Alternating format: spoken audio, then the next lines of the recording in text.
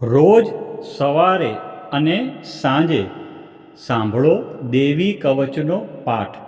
દેવી કવચનો પાઠ સાંભળતા પહેલાં કોમેન્ટમાં તમારી કુળદેવીનું નામ જરૂરથી લખજો અને વિડીયોના અંત સુધી જોડાયેલા રહેજો.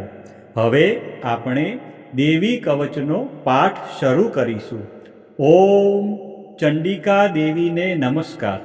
માર્કંડેયજીએ કહ્યું, હે પિતામહ, જે આ સંસારમાં પરમ ગોપનીય અને મનુષ્યનું બધી રીતે રક્ષણ કરનારું છે અને જેને તમે અત્યાર સુધી બીજા કોઈ સામે પ્રગટ ન કર્યું હોય એવું કોઈ સાધન મને કહી બતાવો. બ્રહ્માજી બોલ્યા, હે બ્રાહ્મણ, એવું સાધન તો એકમાત્ર દેવીનું કવચ જ છે, જે ગોપનીય કરતાં પણ પરમ ગોપનીય, પવિત્ર તથા બધા પ્રાણીઓ ઉપર ઉપકાર કરનારું છે. હે મહામુનિ, તે તમે ધ્યાનથી સાંભળો. દેવીની 9 મૂર્તિઓ છે. તેમને નવદુર્ગા કહે છે. તેમના અલગ અલગ નામો બતાવવામાં આવે છે. પહેલું નામ શૈલપુત્રી છે, બીજું નામ બ્રહ્મચારિણી છે, ત્રીજું ચંદ્રઘંટાના નામે પ્રસિદ્ધ છે, ચોથી મૂર્તિને કુસમાંડા કહે છે, પાંચમી દુર્ગાનું નામ સ્કંદ માતા છે, છઠ્ઠી દુર્ગાનું નામ કાત્યાયની છે, સાતમું સ્વરૂપ એટલે કાલરાત્રિ, આઠમું સ્વરૂપ મહાગૌરી અને નવમી દુર્ગા એટલે સિદ્ધિદાત્રી. આ બધા નામ વેદ ભગવાન દ્વારા કહેવાયા છે. જ્યારે કોઈ મનુષ્ય અગ્નિથી સળગી રહ્યો હોય, યુદ્ધભૂમિમાં શત્રુઓથી ઘેરાઈ ગયો હોય, કોઈ સંકટમાં ફસાઈ ગયો હોય તથા કોઈ ભયથી ડરી ગયો હોય અને જો મા દુર્ગાનું શરણ લીધું હોય તેનું ક્યારેય કોઈ અમંગળ થતું નથી. યુદ્ધના સમયે મુશ્કેલી હોવા છતાં પણ તેને કોઈ વિપત્તિ ઉદ્ભવતી નથી. તેને શોક, દુઃખ અને ભય પ્રાપ્ત થતા નથી. જેમણે દેવીનું ભક્તિપૂર્વક સ્મરણ કર્યું છે તેમનો અભ્યુદય નક્કી છે. હે દેવી, જેઓ તમારું ચિંતન કરે છે તેમનું તમે ચોક્કસ કલ્યાણ કરો છો, તેમનું તમે ચોક્કસ રક્ષણ કરો છો. ચામુંડા દેવી પ્રેત ઉપર આરૂઢ થયેલા હોય છે અને વારાહી દેવી પાડા પર સવારી કરે છે. ઐન્દ્રી દેવીનું વાહન ઐરાવત હાથી છે.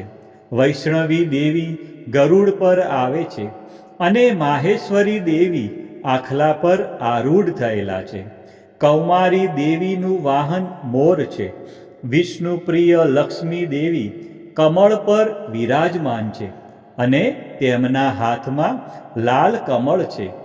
આખલા પર આરૂઢ થયેલ દેવી ઈશ્વરીએ શ્વેત વસ્ત્ર ધારણ કરી રાખ્યા છે.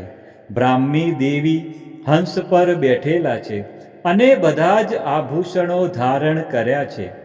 આ બધી દેવીઓ માતાઓ યોગ શક્તિઓથી સંપન્ન છે, જેઓ અનેકવિધ આભૂષણો પહેરવાથી શોભે છે.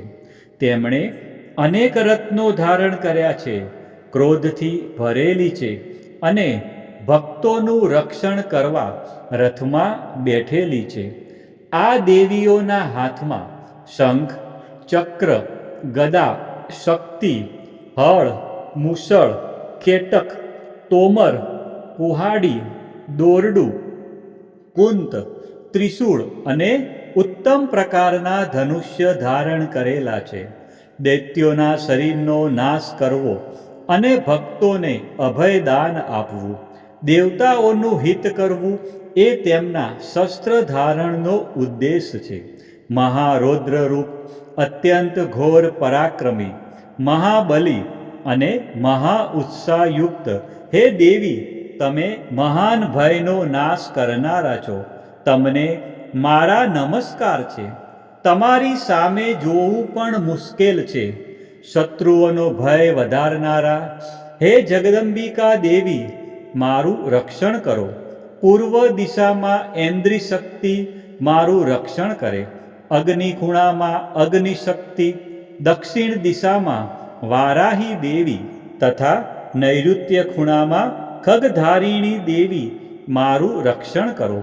પશ્ચિમ દિશામાં વારુણી દેવી અને વાયવ્ય ખૂણામાં હરણ પર સવારી કરનાર દેવી મારું રક્ષણ કરો.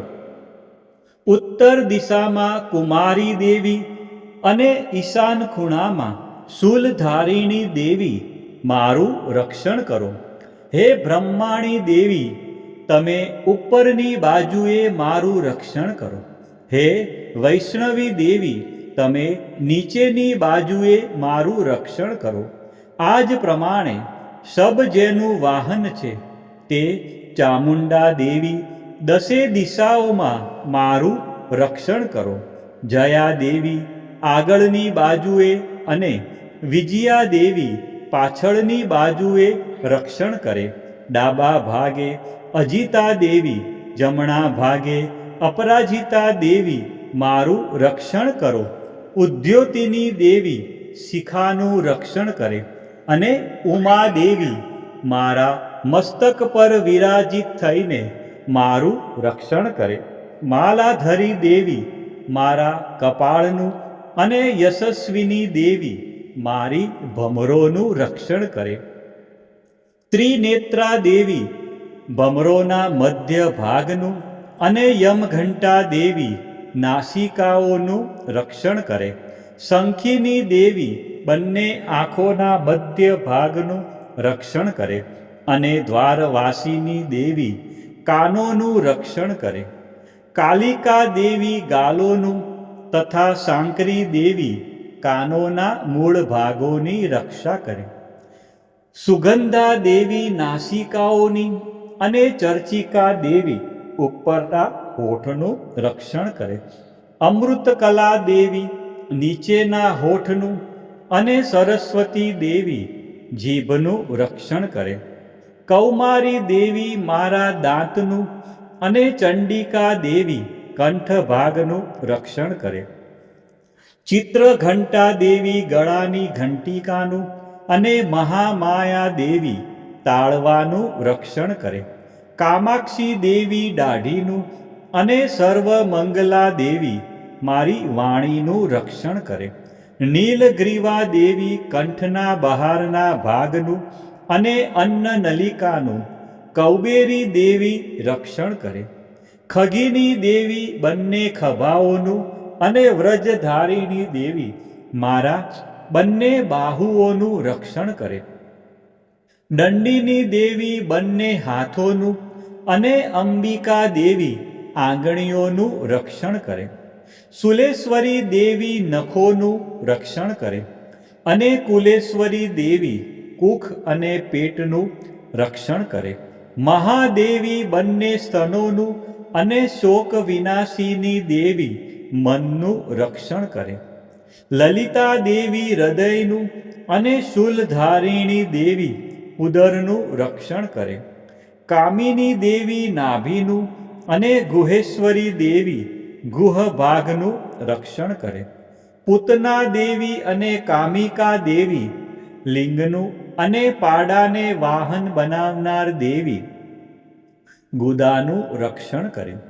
ભગવતી દેવી કટી પ્રદેશનું અને ઘૂંટણોની રક્ષા વિંધ્યવાસીની દેવી કરે.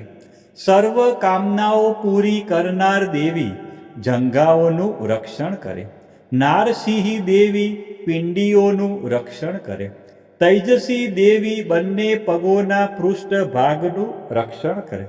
શ્રીદેવી પગોની આંગળીઓનું અને તલવાસીની દેવી પગના તળિયાનું રક્ષણ કરે. પોતાની વિકરાળ દાઢોથી ભયંકર દેખાતા કરાલી દેવી નખોનું અને ઉદ્ધવ કેશીની દેવી વાળનું રક્ષણ કરે. કૌબેરી દેવી રૂવાંટીના છિદ્રોનું અને વાઘેશ્વરી દેવી ત્વચાનું રક્ષણ કરે. પાર્વતી દેવી રક્ત, મજ્જા, વસા, માંસ, હાડકા અને મેદનું રક્ષણ કરે. કાલરાત્રિ દેવી આંતરડાઓનું અને મુકુટેશ્વરી દેવી પિત્તનું રક્ષણ કરે. પદ્માવતી દેવી કમળ કોષોના મૂળ આધારનું અને ચૂડામણી દેવી કફનું રક્ષણ કરે. જ્વાળામુખી દેવી નખોના તેજનું અને અભેગા દેવી સમસ્ત સાંધાઓનું રક્ષણ કરે. હે બ્રહ્માણી દેવી, તમે મારા વીર્યનું રક્ષણ કરો. હે છત્રેશ્વરી દેવી, મારી છાયાનું રક્ષણ કરો. હે ધર્મધારિણી દેવી, મારા અહંકાર, મન અને બુદ્ધિનું રક્ષણ કરો. હે વ્રજ ધારણ કરનાર દેવી, મારા પ્રાણ, અપાન, વ્યાન, ઉદાન અને સમાનનું રક્ષણ કરો. કલ્યાણથી શોભતા હે દેવી, મારા પ્રાણનું રક્ષણ કરો. યોગીની દેવી રસ, રૂપ, ગંધ, શબ્દ અને સ્પર્શનું અને હે નારાયણી દેવી, તમે મારા સત્વ, રજ અને તમો ગુણનું રક્ષણ કરો. વારાહી દેવી આયુષ્યનું રક્ષણ કરે. વૈષ્ણવી દેવી ધર્મનું રક્ષણ કરે તથા ચક્ર ધારણ કરનાર દેવી યશ અને કીર્તિ, લક્ષ્મી અને ધનનું તેમજ વિદ્યાનું રક્ષણ કરો. હે ઇન્દ્રાણી દેવી, તમે ગોત્રનું રક્ષણ કરો. હે ભૈરવી દેવી, તમે મારી પત્નીનું રક્ષણ કરો. હે ચંડિકા દેવી, મારા પશુઓનું રક્ષણ કરો. હે મહાલક્ષ્મી દેવી, તમે મારા પુત્રોનું, સંતાનોનું રક્ષણ કરો. હે સુપથા દેવી, મારા પથનું અને ક્ષેમકરી દેવી, મારા માર્ગનું રક્ષણ કરો. હે મહાલક્ષ્મી દેવી, રાજદ્વારી કાર્યોમાં મારું રક્ષણ કરો તથા સર્વ બાજુએ રહેલા વિજયા દેવી, ચારે બાજુ રહીને રક્ષણ કરો. હે દેવી, જે સ્થાન દેવી કવચમાં કહેવાયું નથી અને તેથી રક્ષણ વિનાનું છે, તે બધા સ્થાનો તમારા વડે સુરક્ષિત થાય, કારણ કે તમે વિજયશાલિની અને પાપનાશીની છો. મનુષ્ય પોતાના શરીરનું ભલું ઈચ્છતો હોય તો તેણે દેવી કવચનો પાઠ કર્યા વિના એક ડગલું પણ ભરવું નહીં. દેવી કવચનો પાઠ કરીને જ યાત્રા કરવી. દેવી કવચના પાઠથી બધી બાજુથી સુરક્ષિત થયેલો મનુષ્ય જ્યાં જ્યાં જાય છે ત્યાં ત્યાં તેને ધન લાભ થાય છે તથા સઘળી કામનાઓ પર વિજય પ્રાપ્ત થાય છે. તે જે અભિષ્ટ વસ્તુનું ચિંતન કરે છે તેને તે અચૂકપણે પ્રાપ્ત કરી લે છે. તે મનુષ્ય આ પૃથ્વી ઉપર અતુલ ઐશ્વર્ય પામે છે. દેવી કવચથી રક્ષાયેલો મનુષ્ય નિર્ભય થઈ જાય છે. યુદ્ધમાં તેમનો પરાજય થતો નથી તથા તે ત્રણેય લોકમાં પૂજનીય બને છે. આ દેવી કવચ દેવતાઓને પણ દુર્લભ છે. જે આ દેવી કવચનો દરરોજ 3 સંધ્યાએ શ્રદ્ધાપૂર્વક પાઠ કરે છે તેની દૈવી કલા પ્રાપ્ત થાય છે તથા તે ત્રણેય લોકમાં પરાજિત થતો નથી. એટલું જ નહીં, તે અપમૃત્યુથી રહિત થઈને 100 કરતાં પણ વધુ વર્ષ જીવે છે. દેવી કવચ ધારણ કરનાર મનુષ્યની રાજા તરફથી સન્માન અને વૃદ્ધિ થાય છે. આ દેવી કવચ મનુષ્યના તેજની વૃદ્ધિ કરનારું અને ઉત્તમ છે. આ દેવી કવચનો પાઠ કરનારો મનુષ્ય પોતાની કીર્તિથી શોભા પામીને પૃથ્વી ઉપર પોતાના સુયશ સાથે સાથે વૃદ્ધિ પામે છે. જે પહેલાં દેવી કવચ કરીને સપ્તસતી ચંડી પાઠ કરે છે તેની જ્યાં સુધી વન પર્વત હોય ત્યાં સુધી તે આનંદથી યુક્ત આ પૃથ્વી ઉપર રહે છે. તેના પુત્રો, પૌત્રો, સંતાન પરંપરા બનેલી રહે છે. પછી દેહાંત થતાં તે મનુષ્ય મહામાયાની કૃપાથી નિત્ય પરમપદને પામે છે. જે દેવતાઓને પણ દુર્લભ છે તે સુંદર દિવ્ય રૂપ ધારણ કરે છે અને કલ્યાણ શિવની સાથે આનંદનો ભાગી બને છે. પ્રિય ભક્તજનો, મા ભગવતીની આરાધનામાં દેવી કવચનું વિશેષ મહત્વ છે. દેવી કવચ એટલે રક્ષણ કરનારું કવચ. આ પાઠ દ્વારા મા દુર્ગાના વિવિધ સ્વરૂપો આપણા શરીરના દરેક અંગ અને જીવનના દરેક ડગલાનું રક્ષણ કરે છે. ઋષિ માર્કંડે દ્વારા વર્ણવેલ આ દેવી કવચનો જો નિત્ય પાઠ કરવામાં આવે તો મનુષ્ય નિર્ભય બને છે અને તેના જીવનમાં સુખ શાંતિનો ઉદય થાય છે. આજના આ વિડીયોમાં તમે સંપૂર્ણ દેવી કવચનો પાઠ સાંભળ્યો. વિડીયોના અંત સુધી તમે જોડાયેલા રહ્યા અને મા અંબાના આ પરમ કલ્યાણકારી સ્ત્રોતનો લાભ લીધો.